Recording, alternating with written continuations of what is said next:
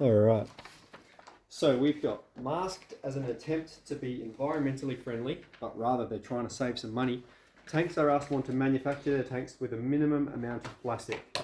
The tank is to be a perfect cylinder and is required to hold 6 kilolitres, where 1 kilolitre is 1 metre cubed.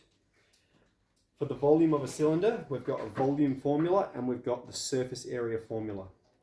Show that the height of the tank is 6 divided by pi r squared.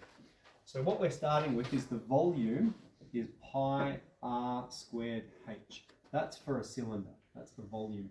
And where that comes from, if this is the height and the top is a circle, well, the area of a circle is pi r squared. So you have the area, the surface area, the cross-sectional area multiplied by the depth.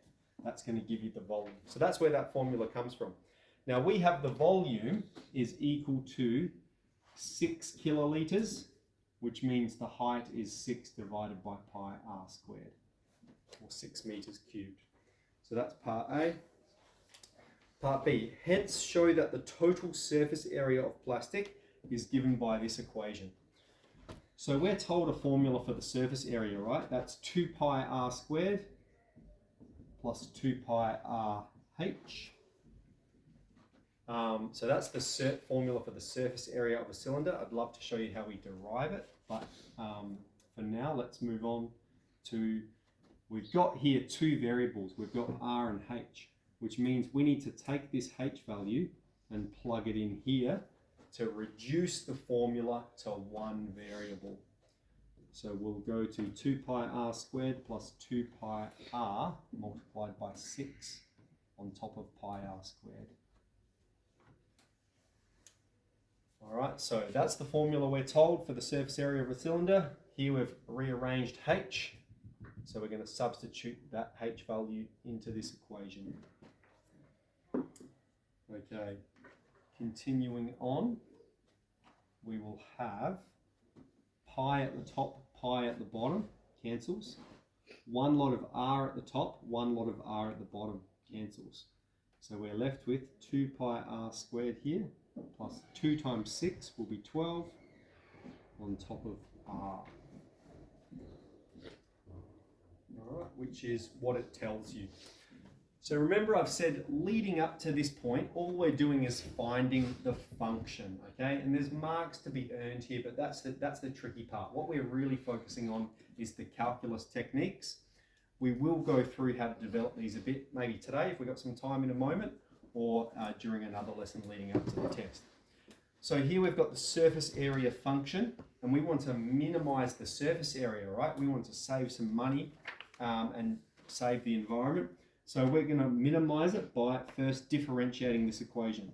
Before we differentiate it, we need to take it to the top and express it as a negative power, okay? So it's still the same function, and now it's in a form ready for us to differentiate.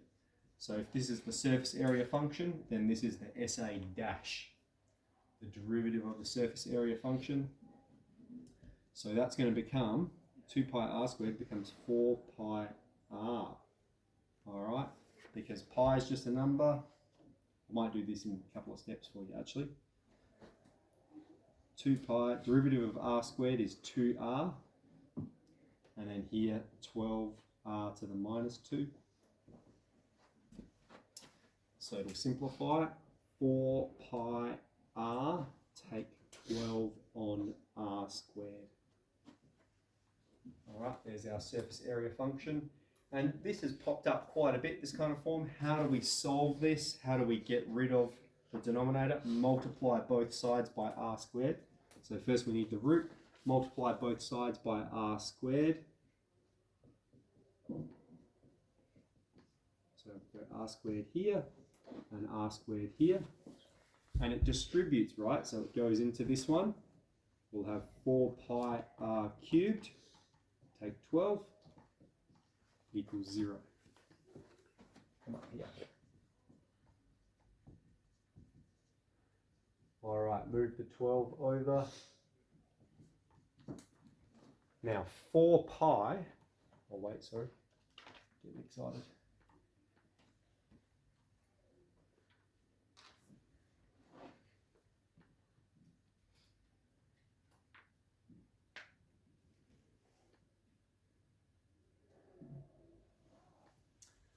4 pi is just a number. So we're going to divide both sides by 4 pi. We'll have r cubed is 12 divided by 4 pi. And then we'll have r is the cubed root of 12 on 4 pi. Put that in the calculator.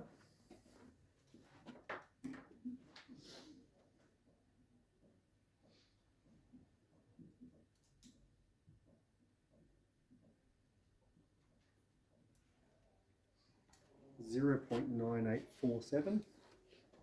I'll go 0.985 meters.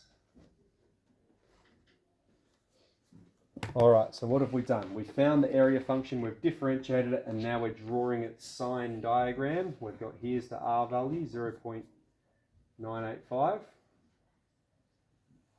And it's a minimum, which means it goes from decreasing, slope decreasing to increasing. It goes from below to above.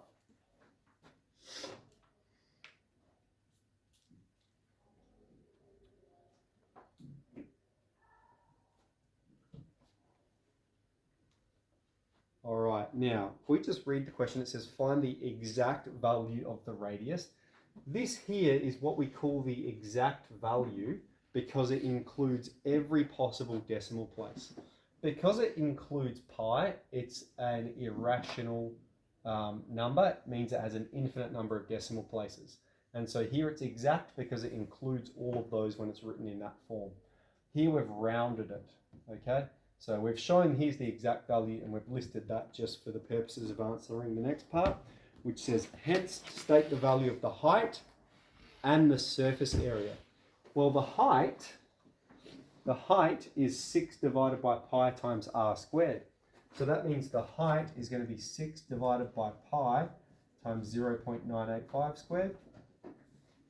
And the surface area, well, this is the surface area equation. We can use any of them. Let's go to this one. 2 pi r squared plus 12 on r. So the surface area then is going to be 2 pi 0.985 squared plus 12 on 0.985. And so we just need to evaluate both of those using our calculator. But we'll wrap things up there.